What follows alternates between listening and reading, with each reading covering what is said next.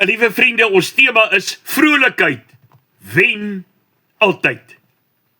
Spreuke 17 vers 22. 'n Vrolike hart is goed vir herstel, maar 'n neerslagtige gees sal die gebeente uitdroog. 'n Mens se hart en gemoed weerspieël jou binneboek. Dit is die vensters van jou lewe. 'n Vrolike hart is soos medisyne. Dit verander jou gemoedstoestand en maak jou 'n gesonder mens. 'n Mens kan fisies gesond lyk, maar innerlik uitgeput wees. Wees probleme wat druk, teleurstellings wat seer maak, siekte wat ons lewenskrag tap, ook onsekerheid.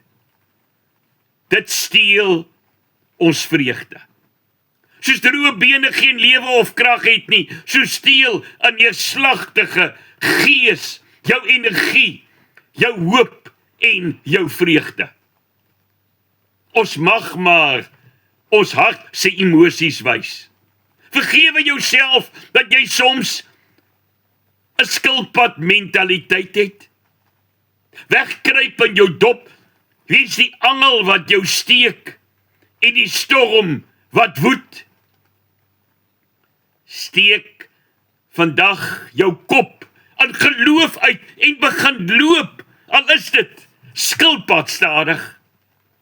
Moenie stil staan nie, maar beweeg, want innerlike swaarmoedigheid bly nie net in 'n mens se gedagtes nie. Dit raak jou liggaam, dit steel jou slaap, dit maak jou moeg, dit tap jou lewenskrag. Negativiteit steel jou energie. Onverwerkte pyn maak jou siel en gees doodmoeg. Wanneer iemand bitterheid in sy hart en menswees laat neskop, vrees of teleurstelling die oorhand kry, begin die hele proses weer en dit beïnvloed ons menswees. Salome gee ook baie goeie raad.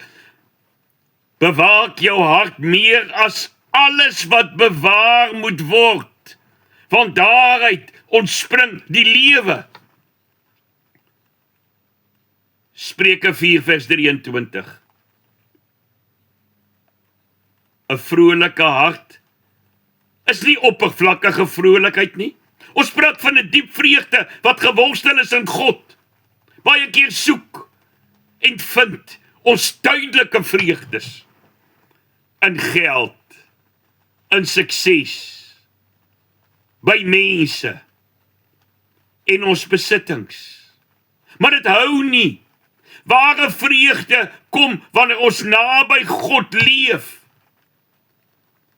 Die woord geneesmiddel wys, daar is 'n omdraai, want dit bring vreugde en nuwe krag.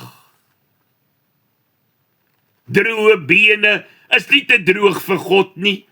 'n Gebroke gees is nie te stikkend vir Christus nie. 'n Moedelose hart is nie buite bereik van die Here se genade en troos nie.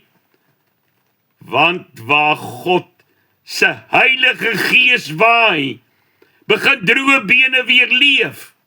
'n Nuwe begin op pad na genesing. Vrolikheid is altyd 'n wenner, want niemand is bestand teen 'n glimlag nie. Selfs die hardste mens se lewe, wat so onafhanklik lyk en leef, by hulle verrig 'n glimlaggende oomblik wonders. Gee jou glimlag en jou vrolikheid, dit is gratis. Dit kan jou lewe en ander mense se menswees verander. Vrolikheid wen altyd. Amen. Laat ons saam bid. Here, die lewe, met sy lief en sy leed, steel baie keer ons vreugde. Die vreugde wat U beplan het. Wat die uitlaatklep moet wees.